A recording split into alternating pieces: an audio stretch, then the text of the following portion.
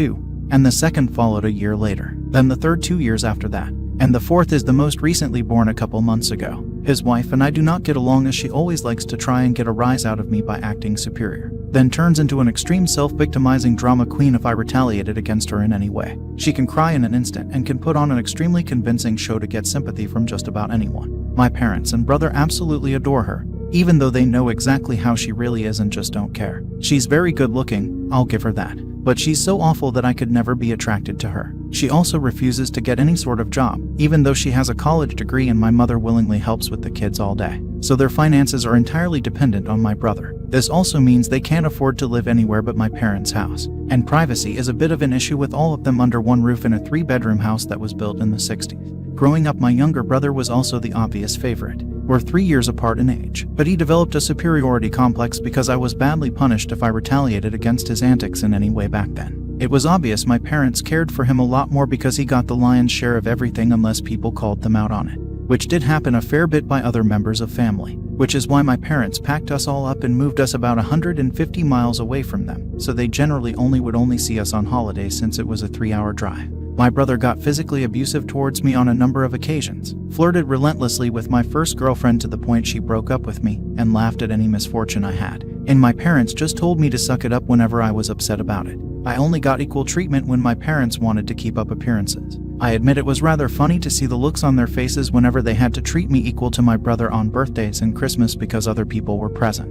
We had relatives that were very nosy and loved gossiping drama, so my parents did their best to hide what was really going on, and threatened to take all my stuff away if I didn't keep my mouth shut. If anything, it just made my parents celebrate more when I turned 18 and moved out because it meant they no longer had to provide for me. I wasn't even done with high school yet when I moved out, but couch surfing was far better than living with them. I was low contact ever since leaving home. They didn't even show up for my high school graduation, but I really didn't care. From that point on, I would usually only see my parents and brother on holidays like the rest of the family. The start 2020 pandemic was not kind to me. I lost my job and couldn't renew the lease on the condo because my roommate also lost his job and neither of us could afford the place on unemployment money. It was a rented 2-bedroom condo that I really loved. As the lease was ending, my roommate left early to move back in with relatives, and I had to sell nearly all of my stuff because I was soon going to be homeless if I didn't downsize to an extreme. I really shouldn't have rented a place that was so expensive, but I liked living the high life, until that life wasn't kind to me, and I realized I should have been living somewhere far cheaper so I could have saved more money to fall back on. But I had a plan. I own a truck simply for the fact that I've always loved trucks, so I found a $1,000 camper in good shape and put it on my truck just so I could live out of it for a while. It was supposed to be temporary, but I ended up living out of it far longer than I ever thought.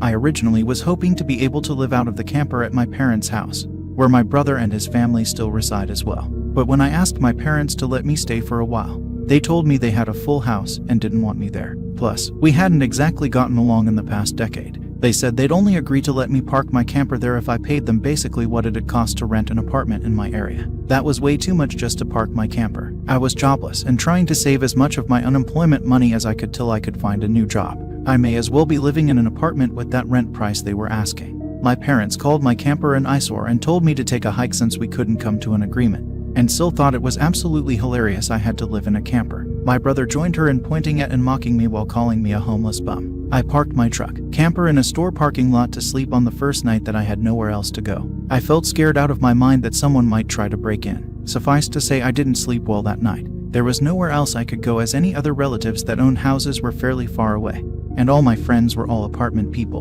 and I was pretty attached to my area as well, so I didn't want to just leave. I'd also had my mail forwarded to a friend's apartment. It was the only way I could still get my mail anymore. Finding a stable place to park was pretty difficult. I went looking around to try and find a job similar to my old one. It took months of living the nomadic camper life. In that time, I had to deal with a lot. Everything from beggars and drug addicts to people demanding I leave because my camper was an eyesore. At one point, someone who told me to move claimed to be with an HOA. I wasn't even parked on a street with houses, and when I questioned what HOA, they got incredibly belligerent and threatened me. I moved my camper anyway just to avoid the trouble. In order to have a steady supply of electricity, I learned to use a long extension cord to plug in anywhere I could to recharge my camper batteries. This meant sneaking around and plugging it into an outside outlet of a random building while parked on a street. I know that's a crumby thing to do, but I had to keep my batteries charged so my refrigerator would stay cold. I had a small solar power bank for recharging my phone, but I didn't have anything like a generator, and generators are noisy and require fuel anyway. so I did what I had to do.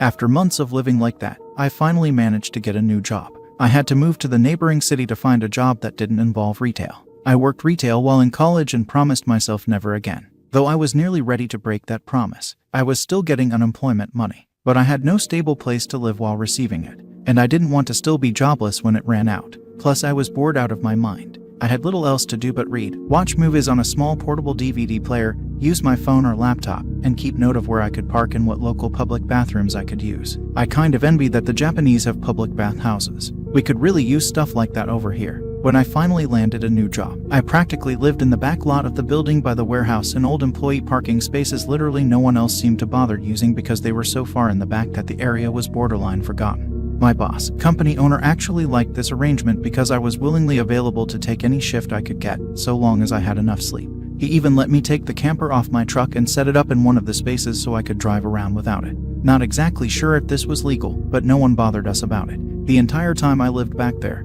I didn't have to deal with many trespassers. There were a few, but the security guards escorted them out. I was pretty much on call almost all the time when they needed me, and was working virtually every day of the week. My boss let me plug my camper into the building for power and water, and I paid a small amount of rent by working for free on Sundays when no one else was in the office but the janitor and security guard. Beyond that, I usually had to shower at a friend's apartment or at my local gym as the camper didn't have a shower in it and only a portable toilet. And I didn't want to fill it because emptying it is a nasty chore, so I used other bathrooms as often as I could. I had a key to the warehouse and could go in to use the bathroom there at any hour. I was even on a first-name basis with the night security guard. He's since become one of my closest friends. The camper was easy to heat in the winter with a small electric heater. Summers were not fun though. The camper didn't have AC, so I had to get a used portable air conditioner just to make it bearable. I made a lot of overtime pay and hands-on learned some new skills from other employees. Eventually, midway into this year, I landed a better position in the company as a supervisor and started making a better salary than my old job.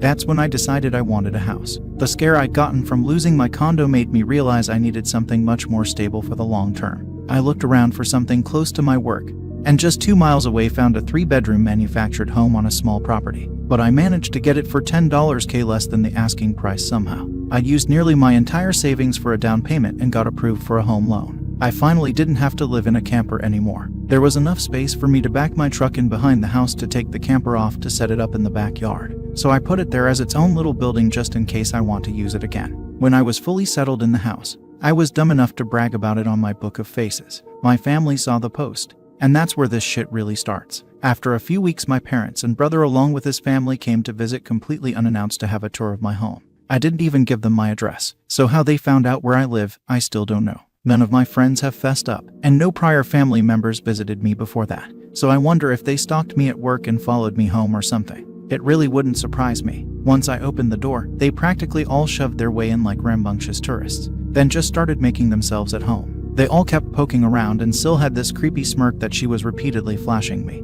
And it was only later that I figured out why. And it made me madder than a bull on steroids that just got stung by a hornet. My parents were constantly talking about how I've got so much extra space now, and it's too much for someone like me who has no wife or kids. And my brother kept remarking about how there was more space than our parents' house, and my house was closer to his job too. Red flags all around, I know. Eventually my brother asked me to speak privately. Everyone else suddenly left the room and piled out onto the front porch. That's what finally made me realize they'd planned something. My brother said the house was too much for me alone, and I should let him move in with his family because his wife is pregnant with kid number 4, and my house is much closer to his job. He pointed out that I already have the camper, so I could just live in that outside while they live in the main house. And I'd like to point out that Dan never once spoke of offering rent. Mind you, he's got a good job. He also started talking about how there would be changes, and even curfews, and that I couldn't just walk in at any time without prior notice. If it weren't my brother, I'd think the person I was talking to had lost their mind. But Dan lost his marbles long ago thanks to our parents treating him like he was the center of the world.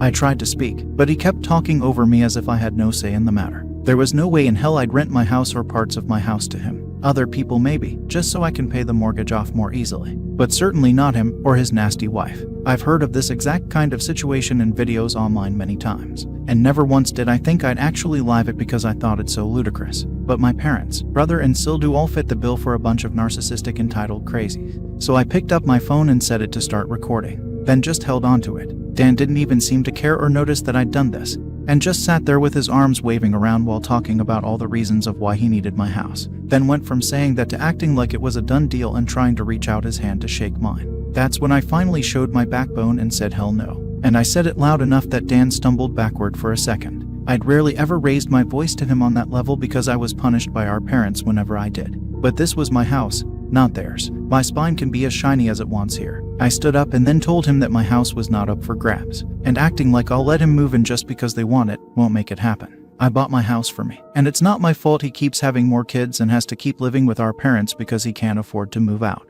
Dan got as physically close to me as he could without actually touching me and said that I didn't deserve the house, and he needed a better place for his family to live. I laughed back in his face and said that was total bullshit because I worked hard to be able to buy my house. Of course I deserved it. Dan started yelling that I have no wife or kids, and I don't need all the space, so I may as well give it to him. I said I'm not giving him anything, and he never even offered to pay me rent. If I let him move in, I'd still be covering the entire mortgage on my own house without even being able to live in my own house. Then Dan told me that he shouldn't have to pay rent because his family comes first, and our parents said I was going to do this, and that I will. I yelled as if their word was law or something, and told Dan that they did not have the right or power to give my house to him. Then right one cue my parents and Sil barged back in through the front door and surrounded me to try and force me to agree. There was a lot of fighting. But to sum it up, from this point on I heard the line "just do it" for Dan way more times than I can remember. In the fight I told them all they don't have a say in my life or my house, and to get out before I called the cops. Sil screamed the loudest at me about how she was pregnant again,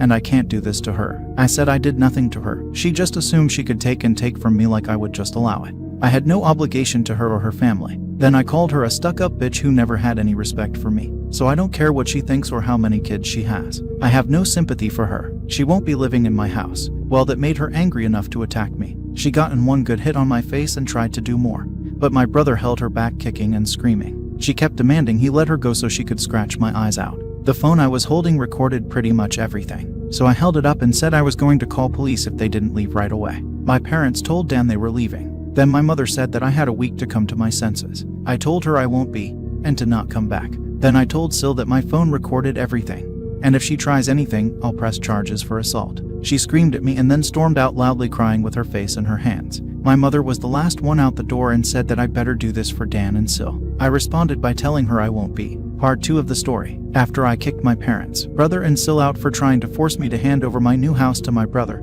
I immediately went to my social media and told the story to the whole family. It spread pretty fast, but you won't find it now because it all got deleted some time ago and I put my own profile on private. I posted about it because I knew that the first thing my family would do when they got home is try to twist the event to make me the villain. And I was exactly right, but I had about an hour to get started before them, and I had video evidence to back up my story about what they'd done. Being preemptive worked because I got a fair number of family members on my side right away. My parents, brother and Sil must have been all set to write their own post, but it was too late, so they didn't even bother trying to lie much. My parents, Dan and Sil, had a few flying monkeys supporting them, but not much else. Plenty of others knew how entitled they already were. So what happened was something they all quickly understood and accepted. There was one person in particular that called me. I don't know who they were, but they ranted at me that I was a horrible brother, and I needed to make way for a real family man. I just ended the call and blocked the number. This didn't repeat. The week went by, and my parents showed up with Dan at my front porch just like they said they would in their prior ultimatum. They rang my doorbell like crazy and also pounded on the door until I finally answered.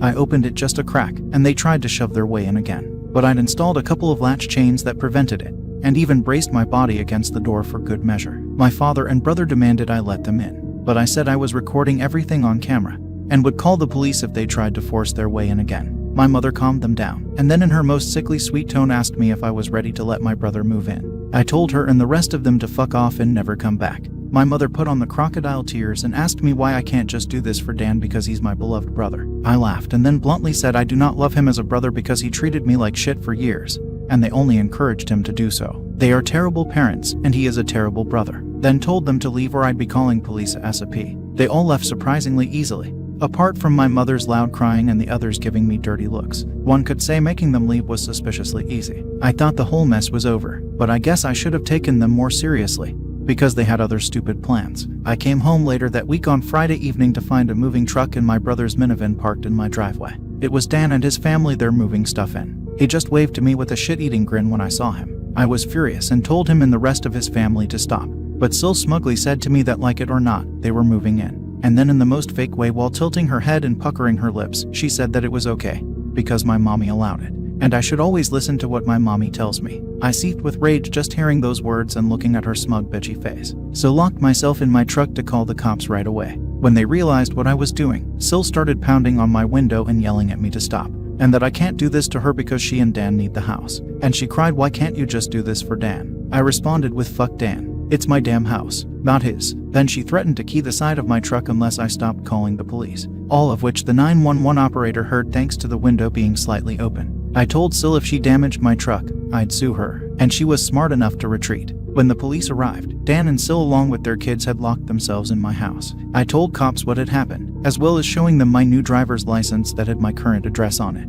Then when we went to my front door, I saw that they'd changed the lock, and the old lock was laying on the porch with the center of it drilled out, and the drill they used was laying right next to it, with a complete Harbor Freight drill bit set. I pointed out the broken lock and drill, then gave the police a rundown on all the events that happened prior. Well, I guess Dan called our parents over at some point after I arrived home, because they showed up while I was talking to the cops. My parents immediately lied and started saying that I'd agreed to rent my house to my brother and his family. I said that was an easily provable lie one way or another. So Dan and Sil finally came out of my house with some papers in hand. They both looked super smug, like they'd somehow outsmarted me. They'd actually drawn up and printed out a fake rental agreement, but my signature was not on it. There was one, but it looked nothing like my handwriting. I don't think any of them have ever actually seen my signature, so that was incredibly stupid on their part. I told my parents and Dan that was stupidly blatant fraud, and if the cops investigated, they'd easily figure that out, and I don't think going to jail and court would do them any good. It could even make Dan lose his job,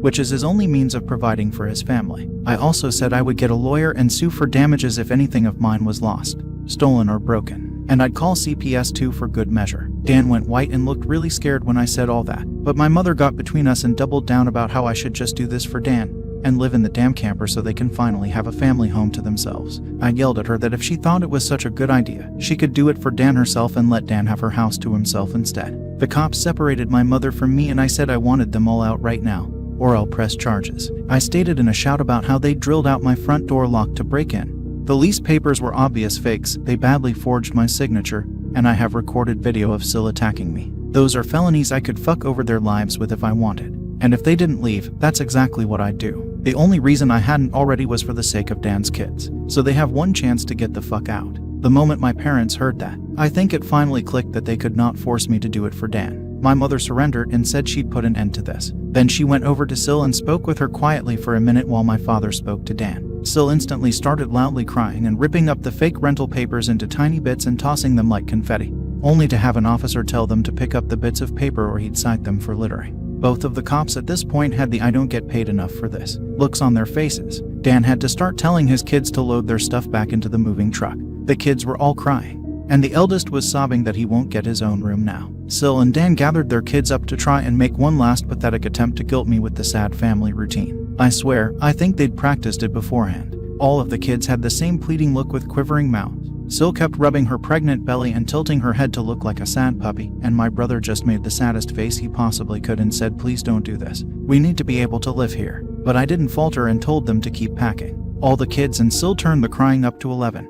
And Dan yelled at me, "Are you satisfied with yourself? You've denied us a home because you're too selfish to share and help out family." I ended up laughing like a maniac and retorting that what he was trying to do was taking, not sharing. And no amount of crying will make me let his family move in because he's no brother of mine anymore. He's just an entitled prick who thinks he can take whatever he wants from me like when we were kids. Dan started F-bombing me until the cops told him to cool it or he'd be in cuffs regardless if I wanted to press charges. He sucked in his lips and looked a mix of afraid and supremely pissed off. I asked the cops if they could stick around until my parents, brother and Sil had all left, and they said they had no intention of going anywhere until this had been resolved. In fact, in the next few minutes 2 cops became 4 as more drove in for whatever reason. That gave my parents some extra incentive to get moving. I made Dan give me the keys to the new lock he'd put on my front door. He was really reluctant to hand them over. Then instead of handing them to me, he actually threw them down the street and into a storm drain while saying to go get them myself. But one of the cops scolded him for that and made him go get them. He had to pull the grate off just to get at them, and he got pretty dirty in the process. When he got the keys back, he just grumbled then slammed them down into my hand.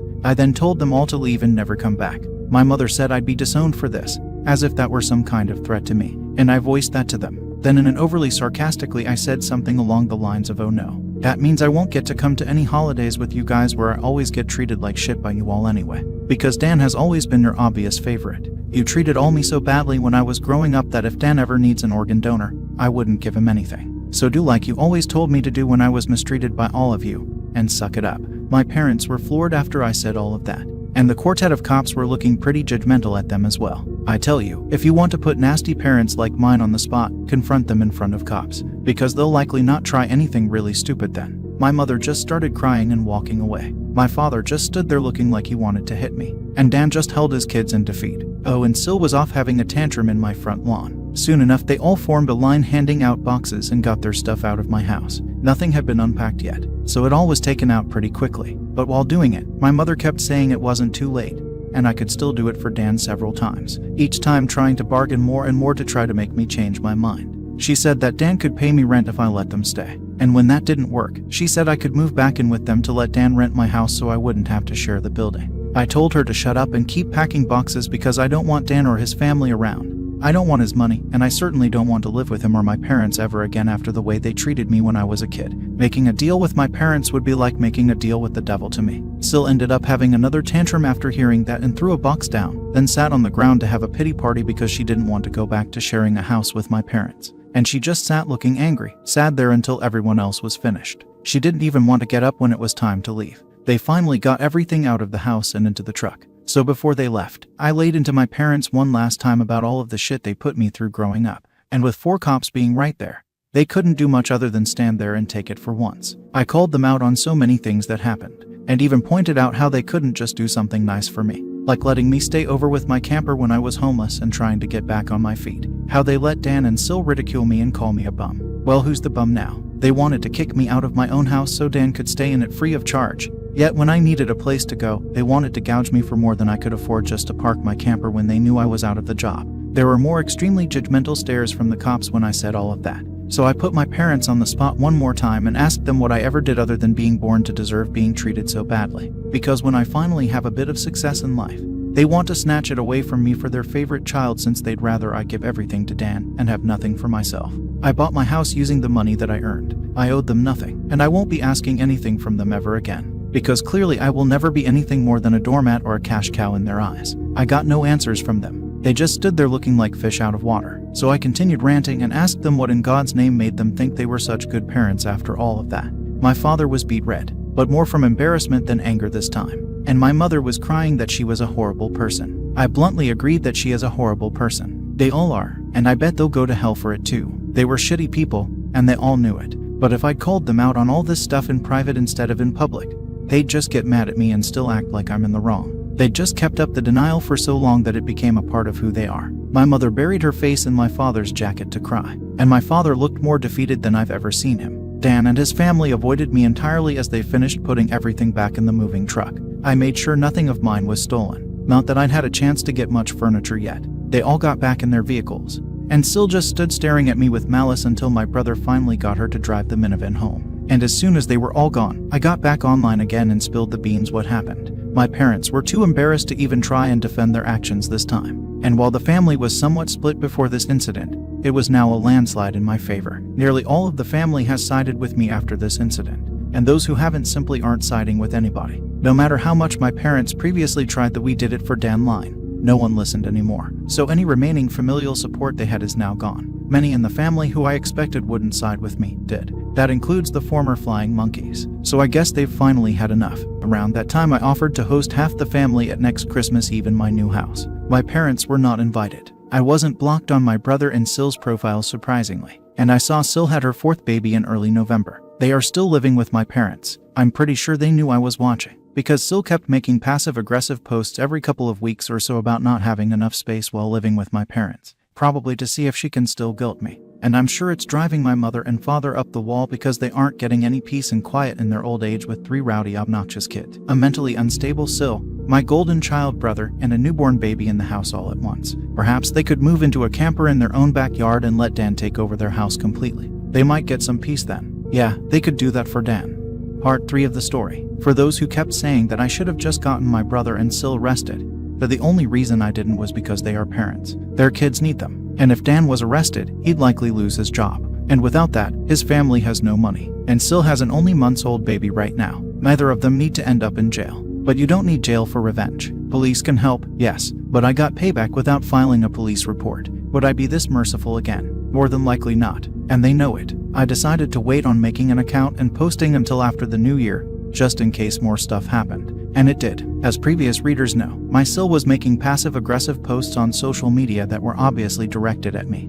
especially after Sil had her fourth baby in November. She was posting the same repetitive nonsense over and over again. She just found semi-clever ways of rewording it, but she pretty much kept regurgitating that she was tired of living with my parents, that there isn't enough space, she needs her own house, blah blah blah. I know I sound dismissive, but live through what I have with these people and you'd be ready to sarcastically play tiny violins in front of them too. They're just that bad. And since I waited until January to make an account, more happened just like I thought. I stated before that I'd invited half the family for a Christmas Eve party at my house, and everyone I invited all came, even though it was a fairly long drive of around 3 to 4 hours for them. But they wanted to come and show me their support. I was praised by them a lot for how hard I'd worked to get a house on my own, and that they were sorry for everything I'd went through. I was asked why I didn't just take my camper and drive the 3 hours back to them, instead of living pretty much homeless for so long. And I had to sheepishly admit that I was very attached to living around here, and I had my best employment opportunities in this area. My hometown doesn't have a lot of great job opportunities in my field,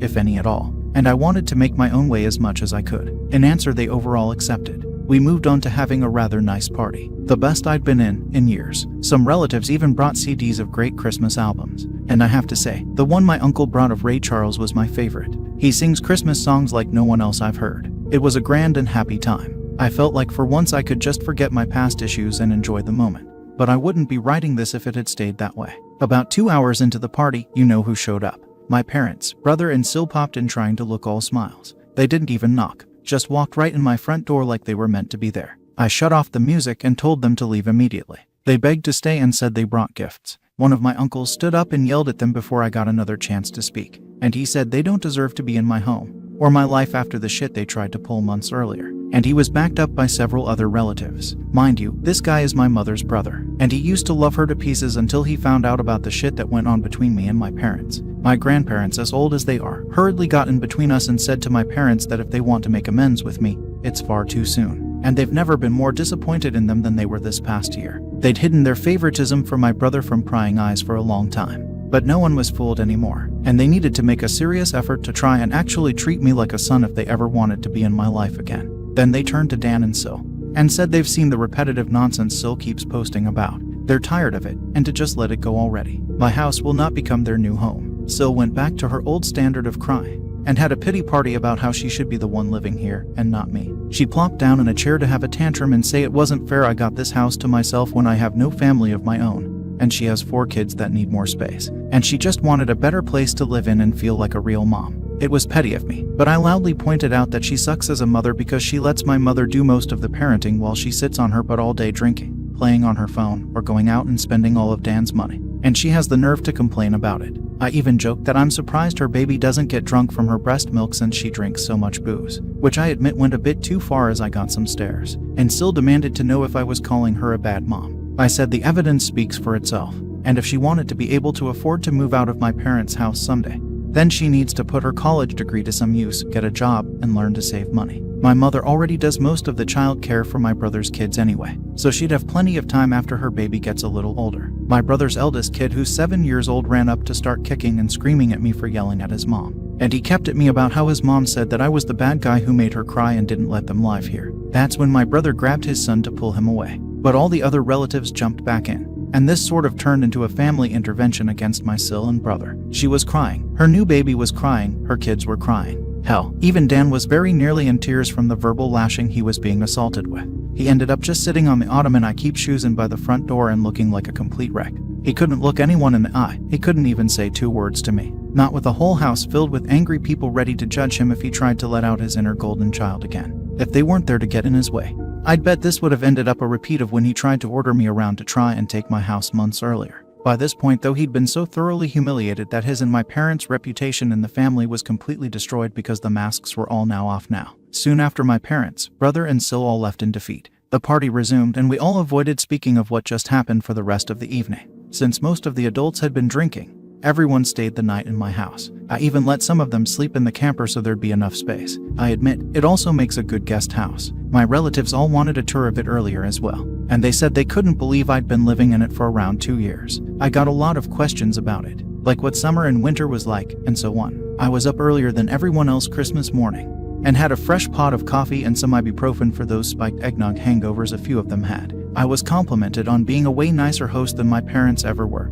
and we all agreed to do this again next Christmas. After Christmas, Sil did finally stop making posts that were obvious digs at me, and deleted all of the old ones as well. But shortly after the new year, she more recently made a new post complaining about how she'd tried to convince my parents to get a camper like I did, so it could be set it up in the backyard so Dan and his family could use the whole house as their family home. Well, a taste of one's own medicine is never fun, because my parents turned that idea down vehemently. I hear no one is gonna push them out of their own home, let alone their master bedroom. The post was only up for a couple of days before Sil removed it, and she has hardly posted anything since then. She loves to complain, but if a tree falls and no one is around to hear it, can it still complain? Sil, I guess, has realized there's no point in doing it when no one hears her anymore, and Dan can't afford to move his family out on his salary alone anytime soon. If they end up expecting another child in the next few years, I won't be surprised. Things mellowed down for me since then, and I've even invited friends over for a poker night. I suck at poker because I can never remember a damn thing about it. But so what? We get to drink beer and eat junk food while being merry idiots. We all loaded up on Whoppers from Burger King and just had at it the best way 4 grown men can when they just want to have a good unadulterated time and get pissed drunk. I think maybe around summer I'll look into possibly dating someone. I'm not exactly getting younger here. Fingers crossed that goes well. My camper just sits idle in my yard now, and I admit, there were some days I went out there just to spend time in it. I did live in it for 2 years. It's like my second home, and maybe one day I'll actually get to use it for camping, like it was meant to be. I've never been camping. My parents considered it a waste of time, so it'd be a completely new experience for me.